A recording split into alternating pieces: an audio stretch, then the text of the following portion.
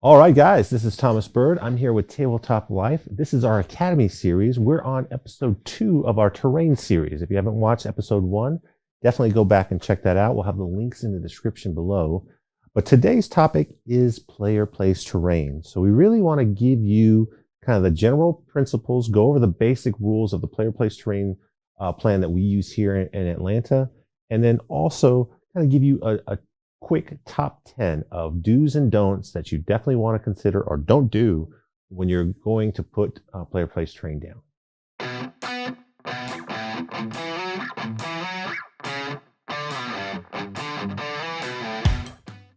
All right, so quickly, let's jump through the rules for the Warzone Atlanta player place terrain rules. We've definitely done a lot of testing, both here in the studio, at tournaments, and in our the general staff gaming group test games. So we've done a lot of testing. We've tweaked the rules. You can see the latest rules also on warzoneatlanta.com under the terrain section. But here are the basic rules. So you're going to have the terrain broken down into 2 categories: major pieces and minor pieces.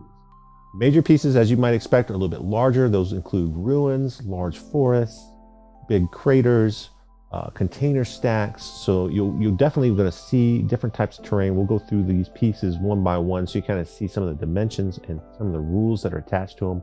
The way 9th edition is, different terrain pieces get different keywords, and so that affects how they play in the game. So you definitely want to be clear on going into the terrain setup and with your opponent what all the pieces do so that you're both playing the same game.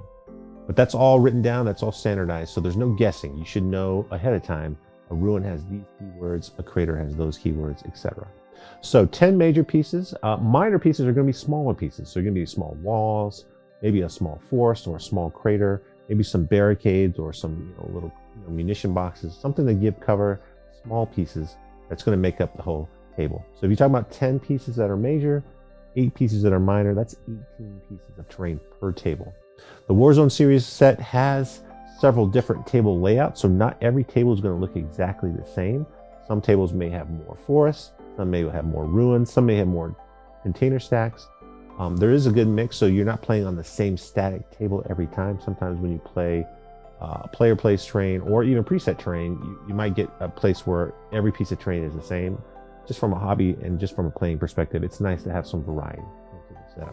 But you also want to keep it, where you understand all the rules. I don't want to have a table where this ruin has these characteristics and I go to another table and the ruins are really terrible, right? So that sometimes you'll see that if people are using a lot of old 8th edition type ruins where it's very unclear, where the obscuring stops or what counts as area terrain, right? So you want to be very clear. And these terrain pieces that we use for Warzone are purpose built for 9th edition. But how do you set up in the terrain? What are the rules for placing it? So you're going to roll off. This is the creating the battlefield step of the player place terrain, or of the terrain mission setup. Creating the battlefield, you roll. First person gets to pick the first piece of major terrain. So you're going to have to place all the major pieces down before you put any minor pieces, and you're going to alternate. So at this point in the setup, you know the mission, you know the deployment zone. So physically, you know where the pieces are going to go as far as your models, but you don't know which side. You haven't rolled for the sides yet. So you're putting these down, and you know where the objectives are. So those are on the table. So you know ahead of time, you can't put objectives and terrain pieces together. You can kind of put them near them, but you can't put that right directly over the center. So major pieces, alternating those pieces. Key differences here, you're going to have a limitation. You cannot put those pieces within 3 inches of each other. So you got to keep it at least 3 inches apart as we alternate. And you can only have a minimum of 2 and a maximum of 3 per table quarter. So as you start putting these pieces down, if you start stacking them in one quarter, there are limits on how many pieces you can put in the quarter. If you have a piece of terrain that straddles a line for a quarter, it's wherever the majority of that piece is. If it's kind of close, you kind of declare when you put that piece down, this is going to count in this table quarter. So as you kind of put that down, that will kind of self-limit your, putting too much terrain in one area, because you'll be limited by those size limitations and also by the table restriction. Once you have all the 10 major pieces down, then you can switch over to the small pieces. One kind of caveat on the large pieces, you'll see And sometimes when you start talking about it, we'll talk about this in a later episode, when you have large models or big vehicles, you definitely want to take into account how large that model is when you start putting those pieces down. So you can allow your space to move. If you really let the opponent put pieces at 3 inches minimum, if you have a big Lord of War tank, you might not be able to drive through there. You have a knight, it might not be able to fit through there if they're all ruins tacked really tight. So you have control as the alternate player, placing those pieces back and forth, but it's something to think about. But there is the option with forest. If you're placing a forest down, a large forest, you as that player have the option to convert that to a crater. Why is that important? In 9th edition, the rules for forest say, once that forest piece is down, the trees are not removable. And it is breachable for infantry, but tanks and vehicles, they cannot just walk through the tree. You can't pick that tree up and move the model on top of it. So it can be pretty restrictive for large models. They may end up having to walk around the crater. Add on top of that forest or crater subtracts movement because it's difficult ground, and also block you. So giving that person who puts that forest down the option to convert it to a crater is a pretty big deal. Also, forests are different rules than craters. So you're both going to be difficult ground, so you're both -2 to move through, but forests are -1 to shoot. They're dense cover versus a crater is light cover. So do you want a plus to your save? Do you want minus to shoot through? Different units for measurement and movement. Trees block, craters don't have any blocking physically. So something to think about. That's an option when you put the major pieces down, if you're putting a forest or a crater. So going on to the minor pieces again, now you have the same restrictions that you've done on the majors, except there's no table quarter restrictions. So you can put these, you still have to measure the 3 inches minimum, but these are much smaller. Now you're kind of filling in. There's going to be 8 total pieces. Again, 4 kind of per player, but at any point, one of the players can opt to be done placing their small pieces. So if you decide, I don't want any more pieces, this is enough terrain, you can elect to not put any more small pieces. Your opponent still gets their 4, and they're just choosing 4 from the pool. So whatever's left, they get to put 4 pieces down for their allocation. And then once they're done, now you've created a battlefield. That's it. All the table terrain is down. Now you're rolling for table sides, you're picking your secondaries. The game proceeds on naturally. And again, the first couple times you do it, that's a lot of stuff you're kind of thinking about, but as you put those pieces around, you do that a turn or two, you've got it down, and it goes pretty well. All right, so now let's talk about the 10 do's and don'ts for player place terrain. So if you're new terrain, you need to make sure you follow these 10 do's and don'ts.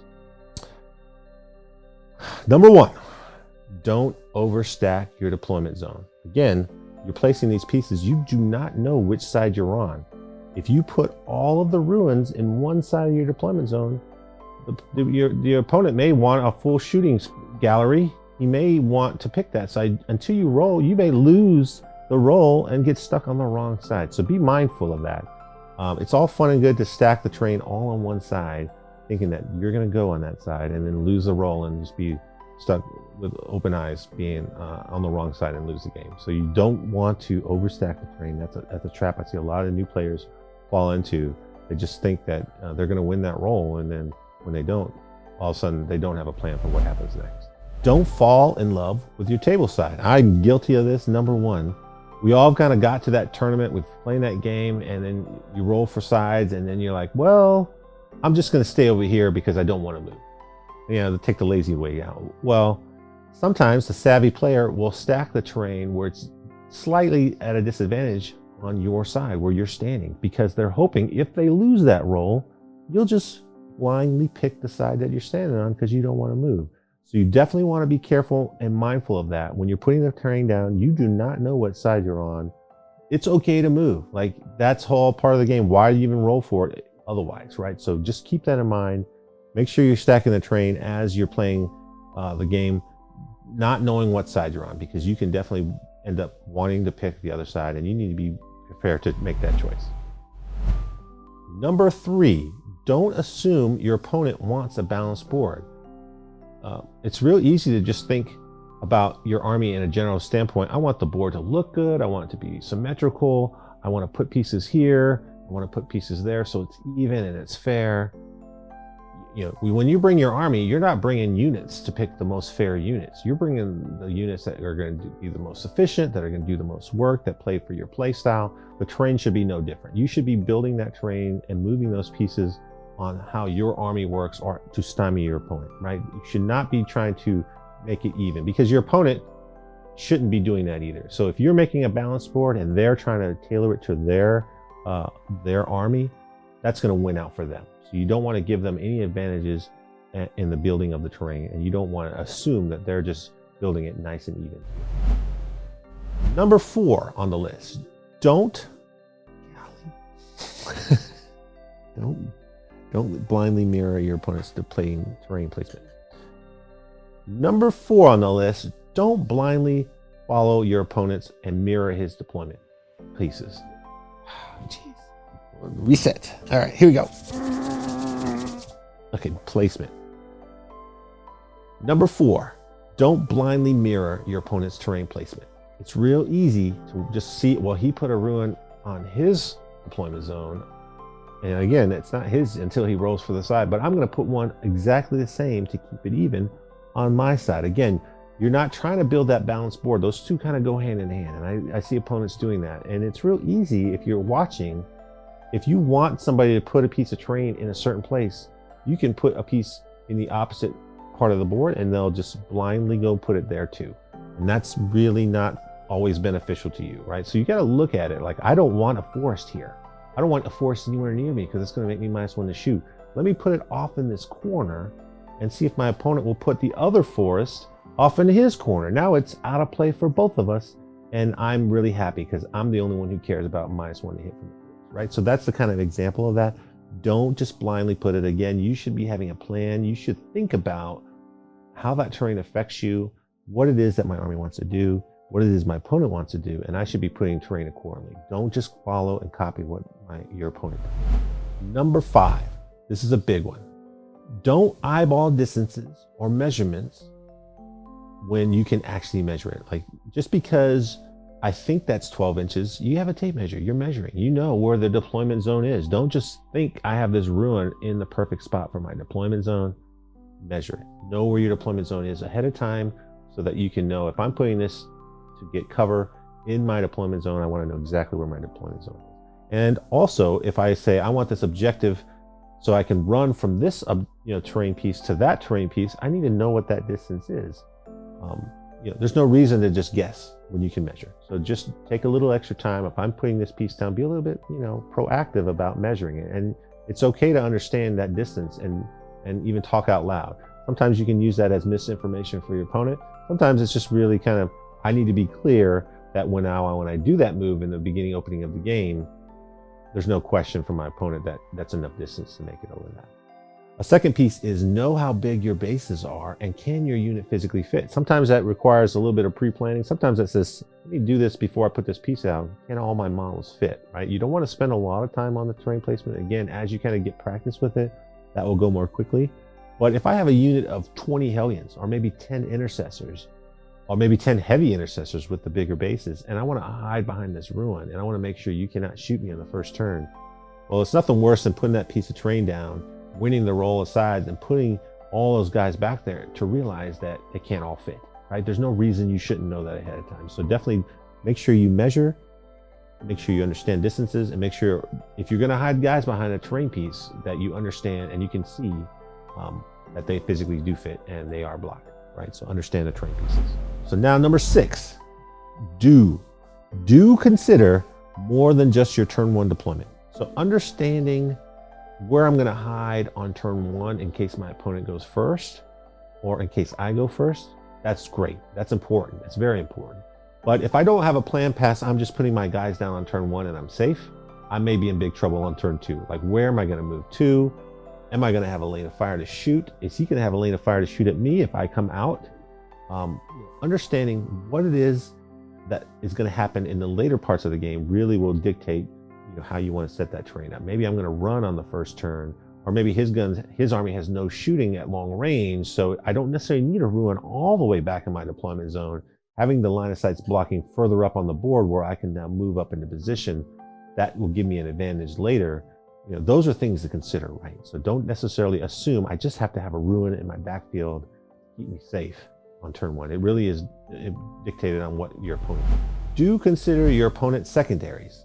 So understanding what it is that they are planning to do. Again, when you're setting up the terrain pieces, you do not know what their secondaries are yet. So that happens after the terrain setup. So you do have some leeway. I've set up the terrain. I've looked at the final board. Now I get to choose my secondaries. But if you're a good player and you've built your list accordingly, you pretty much know 2 of your 3 secondaries that you're going to pick, right? So those armies always want to pick the same things. You'll constantly see Marines. I'm going to always pick Oath of Moment, right? Oath of Moment. Like that's just pretty common. And so if you look at your opponent's army and you kind of guess what they typically pick, that gives you an advantage when you're setting up the terrain, right? So you want to understand what it is that they're going to try to do with their army, and you got to understand what you want to do with your army so that you can set the terrain accordingly, or at least plan for that, right? So if I want to do engage on all fronts, I want to have pieces of terrain in the quarters, behind the edges, so that I can come in from outflank, I can deep strike behind a box, somewhere out of line of sight, non-threatening, so I can just keep scoring that, right? If my opponent wants to do that, I don't want to have those pieces there. If I want to shoot models, I want to make sure those pieces are open. So considering what your secondaries are, if they're playing lots of vehicles and you want to pick bring it down, you better make sure that there's not easy places for them to hide them, or you want to like bunch up the terrain as much as possible, constrain their movement so you can force them to certain areas of the board so you can affect their game plan. So thinking about their secondaries, whether you can now negotiate that on your army by position or by stymieing them from achieving their goals, that's very important. This kind of goes along with the secondaries. What is your opponent's game plan? So what do you think they're going to do? Are they an all assault army and they're going to run up and punch you? Or they are all shooty gunline army where they're going to stay back and shoot at you at range, right? So understanding that plays a big role in picking pieces of terrain out. If you think they're going to be all shooty and they're going to start placing pieces of terrain in the center to kind of give them a place to hide, you should be putting clear open pieces in the middle, maybe a forest or a crater. So now if they run into the center, it's wide open in that area. They don't just have a nice juicy ruin there. And so if you put that crater down first, that blocks them from potentially positioning a ruin in a favorable position. So just thinking about what their army is going to do plays a big role in how you think about placing the terrain, not only to protect yourself, but also to kind of limit them protecting them. Do use the terrain against your opponent. This is critical to understanding how they want to move, what types of units they have in their army. Do they have fly? What sizes are their bases? I'll give you a good example. Custodians. Those guys, they are durable. You don't want to let them have a ruin to hide behind on an objective. You'll never dig them out. You want to run across the board and punch them. That's not what you want to do. But you also don't want to give them movement, an easy place to run into, or a place to kind of get a jumping point to assault you early on, right? So if you think about a container stack, there's no movement penalties to walk on it other than you have to move up and over, right? So you have to pay that vertical distance. You know how big a custodian's base is, 40 millimeter at minimum, unless they're running something bigger. You can now put that container stack right on their deployment line, back it up even just a little bit where they cannot fit their whole base on there. And now they have to face the choice of, do I deploy on top of the crater and potentially get shot on the first turn? Or do I deploy behind the crater out of line of sight, but now I have to move up and over or maybe around, right? Same thing for big monsters, vehicles, all these things apply. So understanding how to use the terrain, creating choke points with ruins, stacking the pieces together. If they have a lot of fly, but you don't want to necessarily get stuck with craters and forests in your zone. So forward deploying those so they're not blocking you, but you want to make sure you understand your bases, your army, and how that factors into their deployment zone and understanding where they're going to move, because you could potentially use those pieces to really constrict the movement. Do understand line of sight. So when you look at a ruin, especially the ruins that we use in Warzone Atlanta, player place terrain, it's very easy to forget that ruins block line of sight if you're obscuring, right? So that's a key distinction that you have in 9th edition. The outline of the ruin blocks line of sight, but as soon as you step into the ruin, you're on the base. Now you can see, so you have to physically get down and look. So it's real easy to think, well, I just walked in this ruin, of course I can see. Now you have to make sure you still physically can see. So some of the ruins are blocked on one side, Some have open windows. Just because there are windows, they might be at a shallow angle. You may not physically be able to see. So understanding that you can see, it's also very easy for you to think, I'm going to walk in this ruin and be able to shoot, but you're not factoring in the second ruin that's a little bit farther down the board that now is also going to block line of sight. So just because I now climb on top of the ruin, maybe I'm shooting from the second story, I can of course see down there, and you can physically see them from your model, but there's a ruin in between you that's actually obscuring. So understanding line of sight, actually understanding what the ruins are for obscuring and how that affects you, if you're a regular model or if you're a large model, those are important things you have to consider when you're looking at the game. Building your list and accommodating terrain pieces. And when I say that, understanding that when you do player place terrain, you're going to get to place 5 of those major pieces. They may be 2 or 3 ruins in that. There may be container stacks. There may be forests to give out -1 to hit. That's part of your arsenal now, part of your army. So when you're building your army, now factor that in. You know you're going to have a ruin. Somewhere on the board, you're going to get to put a ruin. Does that impact your choices of units? Now I can take a bigger unit. Now I can take that tank that always dies on the first turn. Now I know I'm going to have a place to hide it. That may let you choose that, where sometimes you may not want to choose that based on it. Maybe I want that big piece of artillery because I know I'm going to have a great ruin that I can always stick somewhere in the back corner, and now no one's ever going to get to shoot at my manticore or what have you. So knowing how the terrain affects you, understanding the pieces and how that goes with your army can let you now make some different unit choices potentially when you build your army and when you're setting up for deployment. All right, so as you can see, there's a lot to think about when it comes to terrain, especially player place terrain, and affects how your army can play and the play style that you want to go about it. Very powerful. There's a lot of options. So you really want to be mindful and think about it and not just go quickly through the motions when you're setting out terrain. The biggest, proponent of take a little time. It's going to impact your entire game. It's worth a little forethought in how you want to place that terrain.